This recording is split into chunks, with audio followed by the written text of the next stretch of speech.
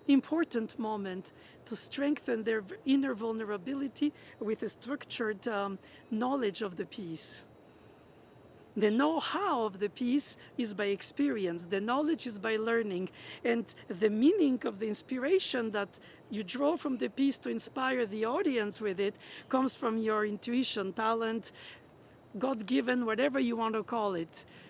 And that has to be so cherished. I mean, so careful not to alter the balance between the ingredients from what they seek from me in knowledge and know-how compared to what the music seeks from them as it does for me as a performer, in terms of connecting to the meaning of the very piece's essence of being. Bringing each student individually during a given time equal for all to their own highest point of achievement is a challenge, pure timing challenge. Not every student learns the same way, the same speed, the same depth, the same time it takes. And I am patient and completely selfless in taking the time it takes until I can hear in their playing that they appropriate the elements of the piece and what I suggest about it in my earnest knowledge of it, that becomes theirs. And then I know from there on, they will be their own teachers in that piece. They know what to reach for, where the horizon line is, where the phrase direction line is, where's the arrival point. Yes, the destination is the trip itself philosophically, but nevertheless, they have to reach a destination while they learn it in order to feel like they've reached some point of fruition of their love for the piece. And it's so difficult because during the repetitive, possibly mindless, hopefully not practicing, they lose that love for the piece because inevitably you deal with so many details that you forget the whole picture. And it becomes only a succession of fragments instead of a construction of the whole piece, which you have to be able to do as a conductor does without to play, but the orchestra does, and you are both by yourself. It's a fascinating experience of focused concentration, anticipation thinking, allowing yourself to be surprised by the piece and not just adapt on the spot, as you will do because of or not and how much of stage fright or awareness of others present and your own desire not to betray your own work on the piece or your love for the piece. It's a mix of all these elements that in a way interfere with the pure direction of playing it. It's with setbacks that you reach the goal. And the goal is often reached after they studied with me. So I'm sort of like a hyphen between the piece, the composer's thought and them, as well as a hyphen between their present themselves and their future accomplished themselves as performers. If interpretation is an oeuvre over the oeuvre, since composers and pianists are no more generally the same, they're separate with recordings and publishers and scholars, so much that the concept of how you feel the tempo, how you translate the meaning of an andante compared to an allegro in Beethoven, Schubert, Ravel, or Scriabin, which by stylistic facts changes, shows your culture, also your drive. Yeah, that flame, that spark that I nurture and don't want to replace with my experience. So this is the ultimate thing to do. Dream for them, help them dream, organize their discipline and be disciplined for them. It cannot but lead by example. Ultimately, you teach them what you've experienced, but also what you have understood. And all this is very fragile, no matter what professorships sound like. in the artistic domain, you question yourself to the root every time you go through the piece as a performer, let less as a teacher. Because the piece means different things to different people. You don't own the truth, and you want to bring them to search it on their own. Perhaps they can find through their own experience what it means to them, as it meant to a composer centuries ago. But they trust me to come from so far to study with me. I believe in them, put all my faith in them. The only thing that I hope is that I'm of use for them, so that with all the other ingredients they will gather in their musicianship, pianism, experience of chamber music, solo music, is that I will become part of their integral thought of the music. There's some kind of level of integrity of the understanding which they will bring further on their own, not mine as it is. If not, I'll just have to play examples, but that's not teaching. That's at best perhaps presumptuously hoping to be imitated, which is not my case.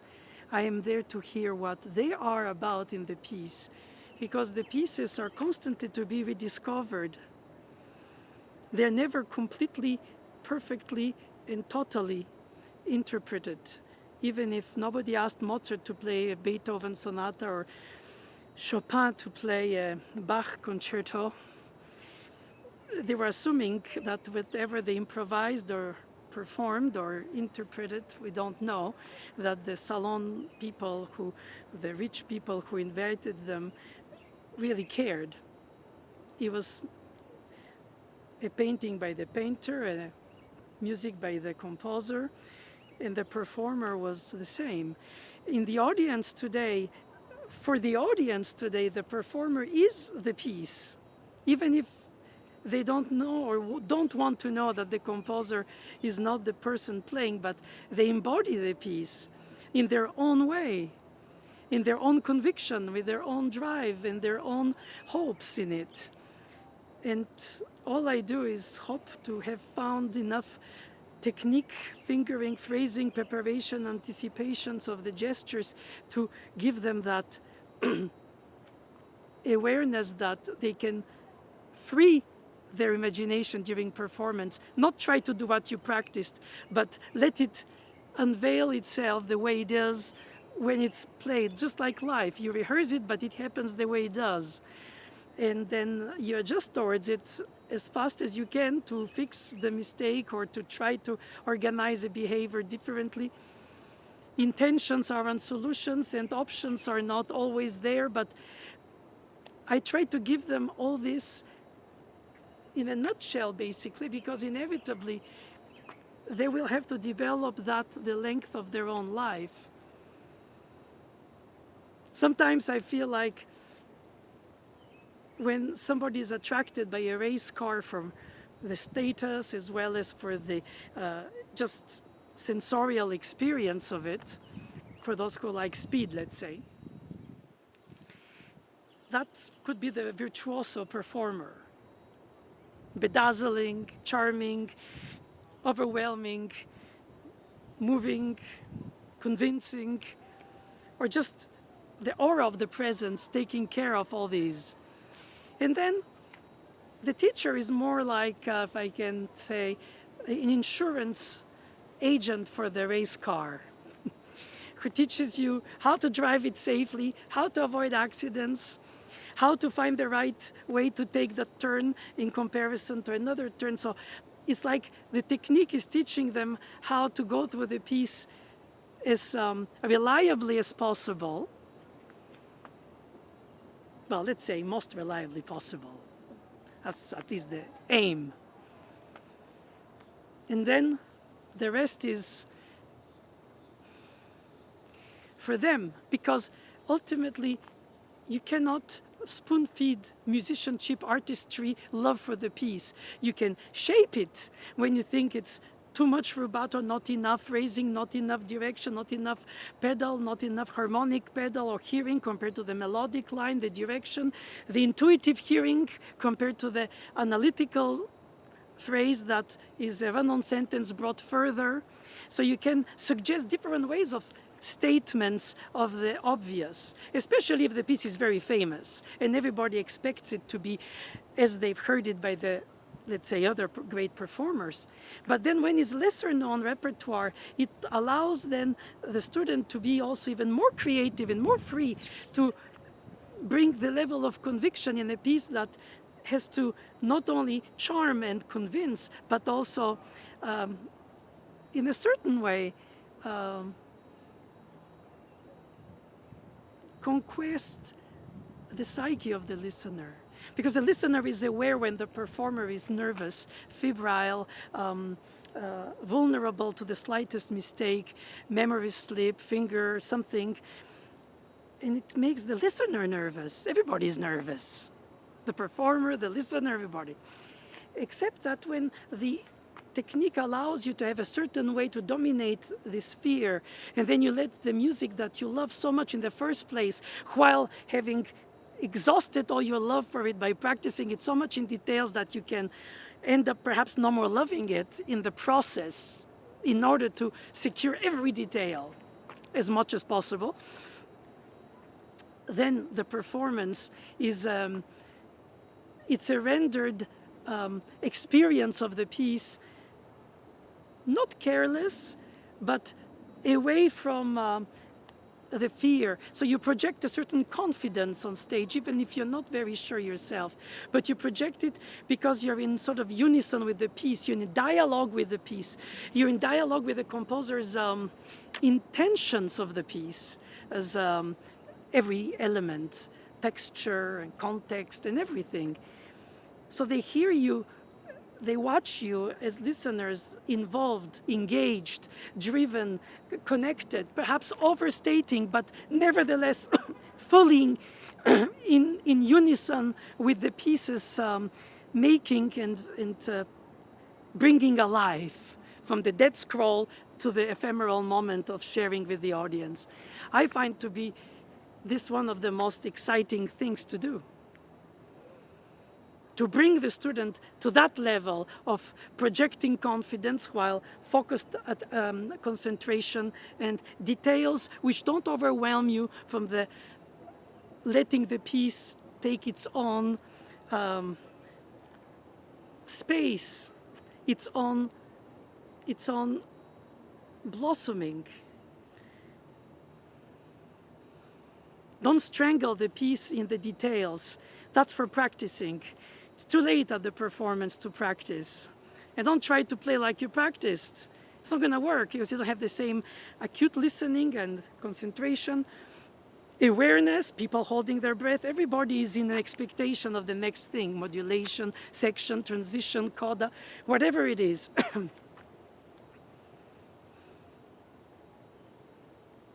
I think the best way to fight stage fright is to consider that the piece is your partner on stage, like a chamber music partner.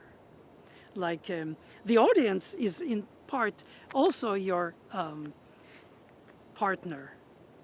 Now it's easy to say because you fear them, you fear ridicule, you fear betraying your own practicing, you fear betraying the piece you cherish so much, betraying the fact that you wanted to be ready already to play the way you expected it, and you feel like the road is faintly a little further before you reach that point. But I'm there to encourage, while disciplined and expectation and high demand from themselves, because I respect them for themselves. And I know they can reach it. They know it too. The question is when. And when can you put all this together? Not just in words, but in facts. It's a maturing process, it's an emotional process, it's an intellectual process, it's an analytical process, but also it's beyond analytical, it's really an intuition situation.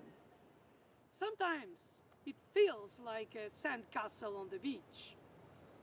and life daily is like a wave that erases your practicing. It doesn't seem to hold. I know the feeling. I've been there. Takes time, longer than the time that you expect, but because you love the piece, the music, the meaning of, the very process of, you will prevail. Don't give up. Because if you give up, nobody will do it for you. And you won't have that sense of accomplishment that the process of practicing learning a piece of music on the piano takes to bring you to feel confident that you can. And I think this is the main ingredient of self-confidence, while all the other ingredients are there to demolish that confidence. Complexity, difficulty, details of all sorts. You have to sort of organize so many things that you might think I'll never be able to filter them all into my own being. But this is what life is about. Not only by experience, but also by extracting the essence of what you want to accomplish. And when it's meaningful, like it is, when you're driven as you are, as a student to come from far away and search for something, perhaps you don't know exactly what it is, beyond knowledge and know-how, it's about being artistically in coherence with what you play. Not reciting, even with knowledge, the given edition and the given scholar's opinion and the given teacher's opinion, but it becomes a personal statement that you pursue all your life long for a specific piece. And I find that to be the more than coherence even, it's the integrity of your artistry.